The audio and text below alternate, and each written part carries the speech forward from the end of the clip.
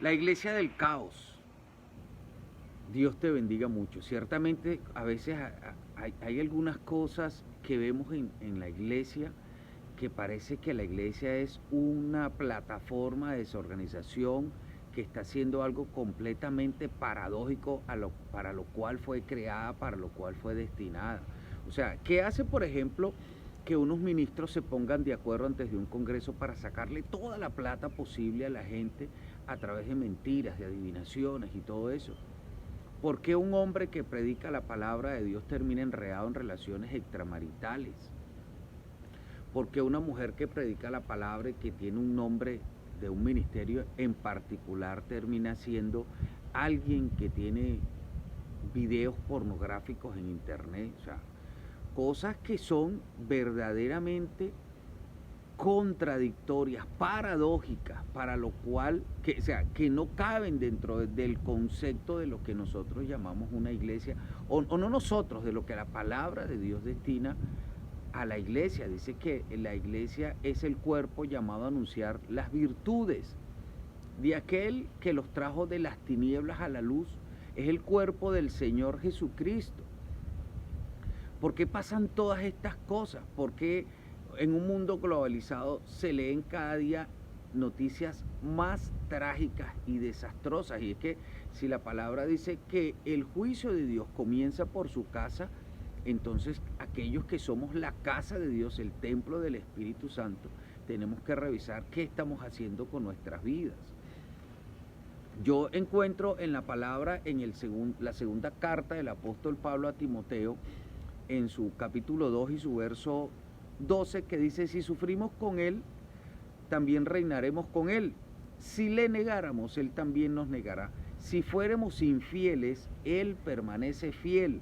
Él no puede negarse a sí mismo. ¿Será que nosotros hemos creído que la fidelidad de Dios tiene que ver para con nosotros, como la palabra dice, si nosotros permaneciéramos infieles, Él permanecerá fiel? Perdón, si nosotros fuéramos infieles, Él permanecerá fiel. ¿Será que nosotros hemos creído que esa fidelidad es a nosotros mismos y se nos olvidó ese versículo que antecede a eso, en este pasaje que dice: si nosotros le negáramos, Él también nos negará? Hay un pasaje del Señor Jesucristo donde Él proféticamente se traslada al tiempo del juicio final y dice que hay un cuerpo de hombres y mujeres que le dicen: Señor, nosotros predicamos en tu nombre echamos fuera demonios, en tu nombre sanamos enfermos. Y Él le dice: apartaos de mí, hacedores de maldad.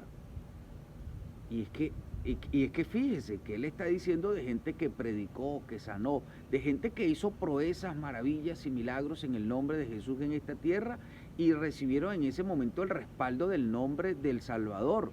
Pero aún así Él le dice: apartaos de mí, hacedores de maldad. Y es que parece que, o parece no, o sea, cuando nosotros tenemos y desarrollamos conductas contrarias a lo que la palabra de Dios establece, estamos negando el nombre de Cristo Jesús. Y al final de la historia, Él nos apartará, porque es que todos vamos a estar frente al trono de Dios, todos vamos a estar allí delante de Él, y será expuesta toda nuestra vida y todo lo que hicimos. No importa si aquí en esta tierra nadie conoció nuestras segundas intenciones, nuestro comportamiento fue ambiguo y nadie pudo detectarlo, va a llegar un momento donde frente al trono del Padre vamos a tener que rendir cuentas y va a quedar expuesto todo lo que hicimos. Hayamos sido quienes hayamos sido gente de renombre, gente conocida, gente desconocida, gente con grandes iglesias, gente con pequeñas iglesias, gente que pensaba que simplemente nunca nadie se podía enterar de todas las barbaridades que estaba haciendo. Si lo que hicimos fue incorrecto, quedará expuesto delante del trono del Señor. Este mensaje del caos de la iglesia no está referido específicamente a los ministros que predican la palabra, ni únicamente para ellos, sino que está referido a todos nosotros.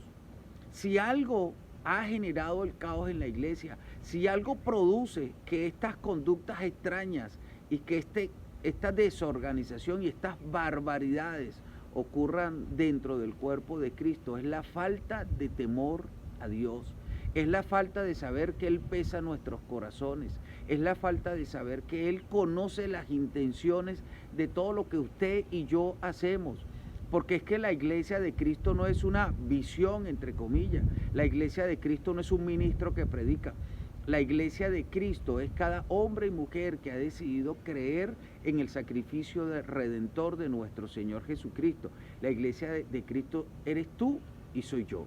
Somos aquellos portadores. ¿Por qué? Porque la palabra del Espíritu Santo, porque dice la palabra del Señor en 2 de Corintios 3:16, y vosotros no sabéis que soy el cuerpo de Cristo, que soy el templo del Espíritu Santo de Dios. O sea, la iglesia de Cristo somos cada uno de nosotros, los llamados a anunciar las virtudes de aquel que los llamó de las tinieblas a la luz, somos nosotros, los sacerdotes del Señor, somos cada uno de nosotros. Así que no ponga la mirada. Hay gente que le mete mucho al morbo cuando con esos videos que publican los caos, los desastres que hace uno, que hace el otro, que si recibió dinero, que si no recibió, que si fue adúltero, no fue adúltero, que si dijo, que si no dijo, que si manipuló. Hay gente que le gusta eso y se creen más perfectos que otros, viendo cómo de alguna manera en este mundo globalizado son expuestos los caos personales de mucha gente.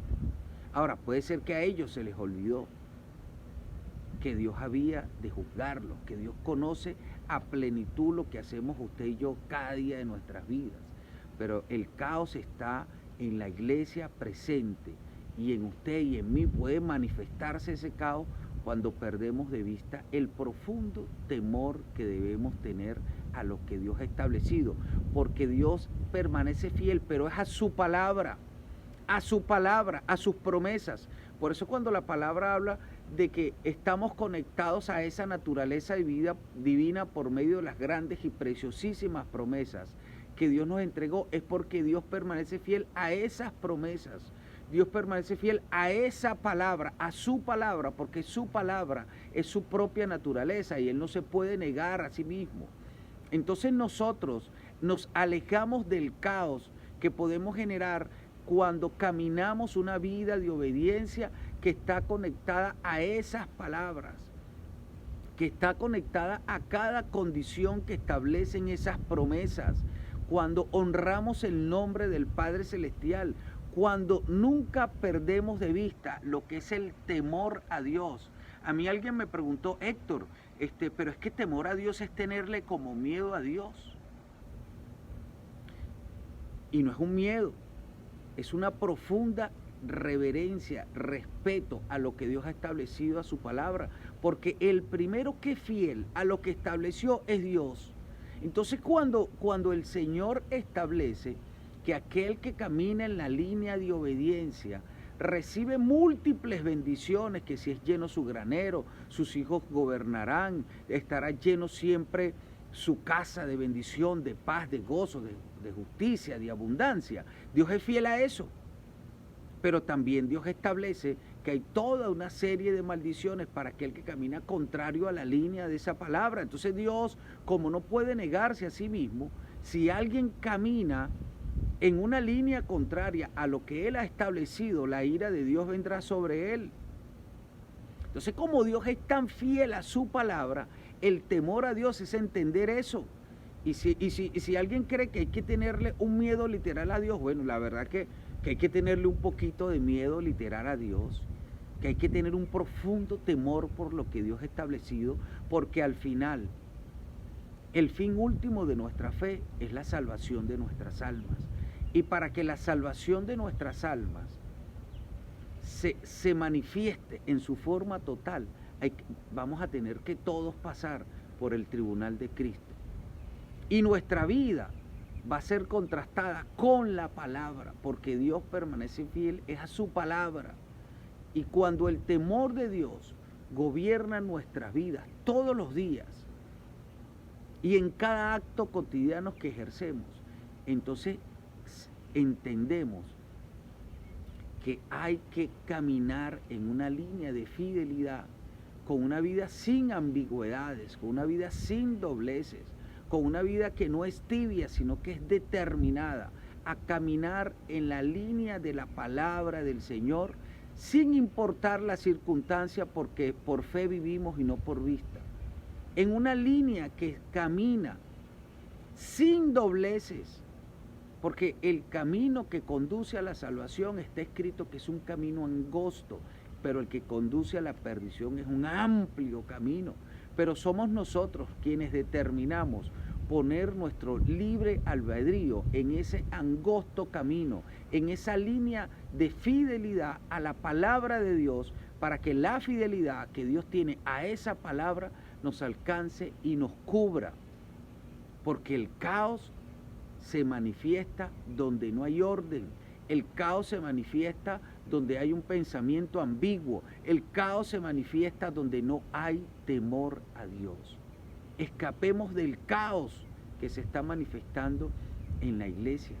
Entendamos que somos nosotros el cuerpo de Cristo, que somos nosotros el templo del Espíritu Santo de Dios, que somos nosotros la iglesia del Cristo resucitados, y que Cristo en nosotros es la esperanza de gloria.